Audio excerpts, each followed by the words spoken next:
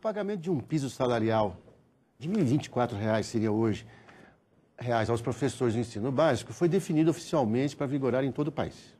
O Fundeb garante que recursos federais foram destinados a esse fim, mas o fato real é o seguinte: muitas prefeituras não estão pagando o piso salarial aos professores. E para falar sobre esse assunto, eu converso agora com o deputado Severiano Alves, do PMDB da Bahia. Deputado, a gente lia até uns anos atrás, assim, do tipo, um professor em sei aonde ganhava, assim, R$ 100, R$ 200. Então, eu imagino que essa ideia do piso venha como uma iniciativa, entre outras, no sentido de dotar o ensino, né, básico brasileiro de condições mais positivas, mais salutares. Mas o que a gente fica acompanhando, e eu sei que o senhor vai falar sobre isso, é que parece que essa ideia do piso, que é o início, né, é o mínimo que se poderia pagar a um professor, não vem sendo cumprido conforme, né, determina as regras legais. O que é que está acontecendo de fato? Olha, a Constituição brasileira, no artigo 206, fala em valorização do magistério. E dentro desse conjunto de itens que valorizam o magistério, nós temos a escola, a estrutura boa da escola, com bibliotecas, com laboratórios, enfim, com tudo. As condições de trabalho do professor e salário digno, isto é, piso salarial mais vantagens. Pois bem, nós avançamos muito porque essa luta é muito grande e conseguimos fazer uma emenda constitucional na emenda do Fundeb, que o governo, quando mandou a proposta de emenda constitucional criando um fundo de manutenção e desenvolvimento da educação básica, não constava piso salarial. Eu apresentei uma emenda a esta emenda constitucional e que foi aprovada criando um piso salarial. Pois bem, mas esse piso é o valor mínimo abaixo do qual nenhum ente federativo pode pagar. E este valor, ele seriam acoplados a ele as vantagens do cargo. Sim. A própria lei definiu que até o dia 31 de dezembro de 2009, os municípios do estado deveriam elaborar os seus planos de carreira ou readaptá-los que já existiam. E não houve isso em todo o Brasil. Eu acredito, para ser otimista, que 15% dos municípios brasileiros fizeram o plano de carreira. Porque o piso é o valor mínimo. E em cima dele serão incorporadas as vantagens do cargo, porque ele começa com nível médio. A graduação é uma vantagem, a pós-graduação nos 3 níveis, especialização, mestrado, doutorado, são etapas também interníveis que valorizam o magistério. Então, se você pega 1.024 e você bota X% da graduação, X da pós-graduação, etc., etc., aí você chega a uma remuneração. E aí você soma também o tempo de serviço do professor e outras vantagens que ele tem, algumas gratificações, de deslocamento, etc., etc. O que está sendo feito hoje é mascarando a lei.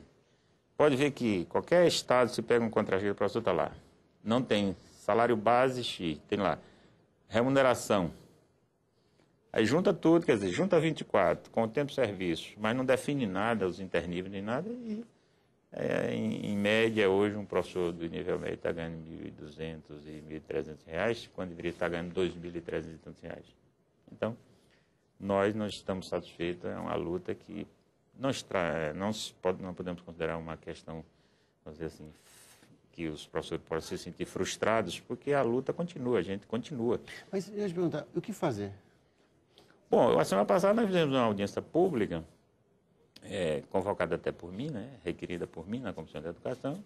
O governo veio, explicou, os municípios também vieram, as entidades, vamos dizer assim, os representantes dos municípios, os representantes do Estado, questionam que não tem dinheiro, não sei o quê.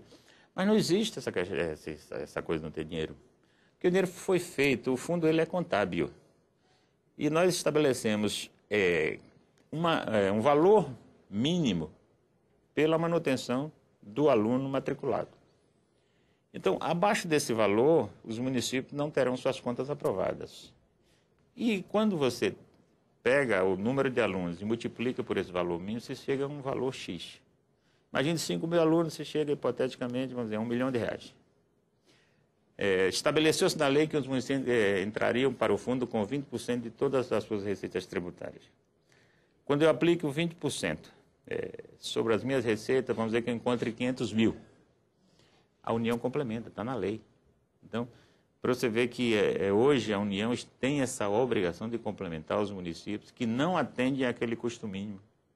É uma coisa inteligente, quer dizer, quanto menos condição, ou quanto mais pobre ou menos rico for o município mais dinheiro de complementação recebe, porque aquilo é um valor mínimo abaixo do qual ninguém pode aprovar contas ou deixar de investir em educação. Mas, deputado, o senhor fala que existe esse mecanismo, esse mecanismo inteligente, digamos assim, né? Quer dizer, quanto menos eu tenho, então, me caberia uma parte maior, né, de recursos que vêm de fora.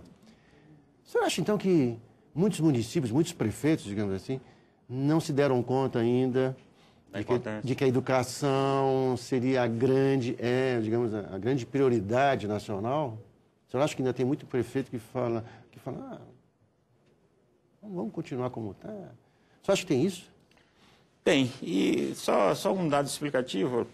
Olha, quando o PIS entrou em vigor, em janeiro de 2009, quer dizer, a União transferia... aliás, quando o Fundeb entrou em vigor, em janeiro de 2007, nós encerrávamos o Fundef. O Fundef, lembra? Que era da época do Fernando Henrique Cardoso. Que era o fundo Cardoso. só para o ensino fundamental. Exato. Naquela época, o governo transferia como complementação para todos os estados brasileiros e todos os municípios, 950 milhões. Não chegava a 1 bilhão, mas vamos chamar 1 bilhão. Quando o Fundeb entrou em vigor, a União passou a transferir como recurso de complementação para aqueles que não atendiam o custo mínimo, 2 bilhões. Olha aí, 100% de aumento.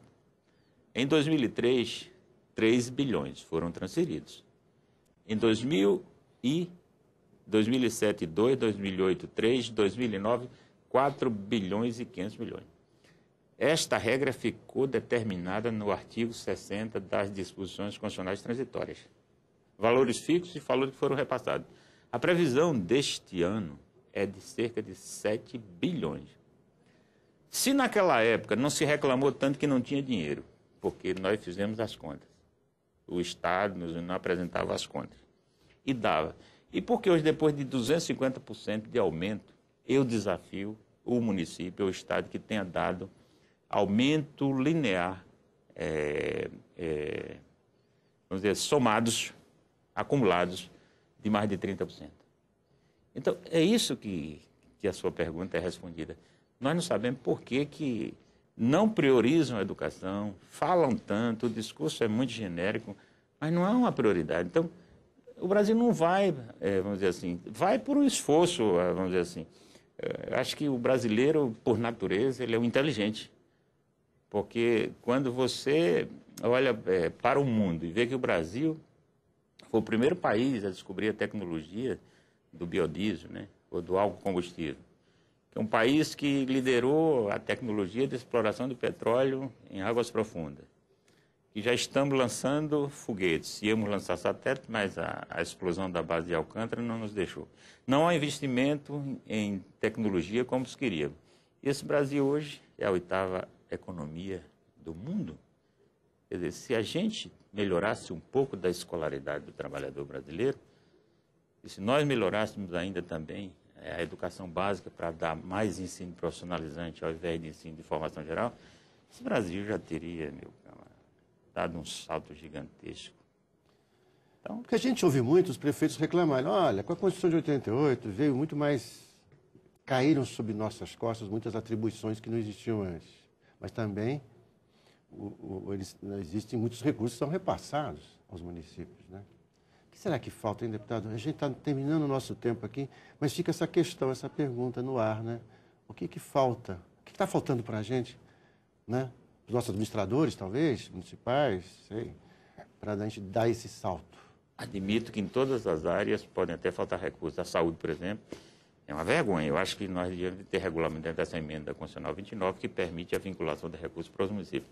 Agora, em educação, não falta recursos. É preciso que eles expliquem bem, porque o povo brasileiro está sendo, vamos dizer assim, enganado nessa questão dessa informação genérica que é dada. Porque nós sabemos que o dinheiro existe e em grande monta. Deputado Severiano, Muito obrigado pela sua vinda aqui. Muito Esse assunto a gente vai voltar porque, inevitavelmente, é um assunto fundamental, não é? E voltamos a falar sobre isso em outra ocasião. Ok. Muito obrigado. Muito obrigado também. E obrigado a você que ficou com a gente até agora. Até a próxima.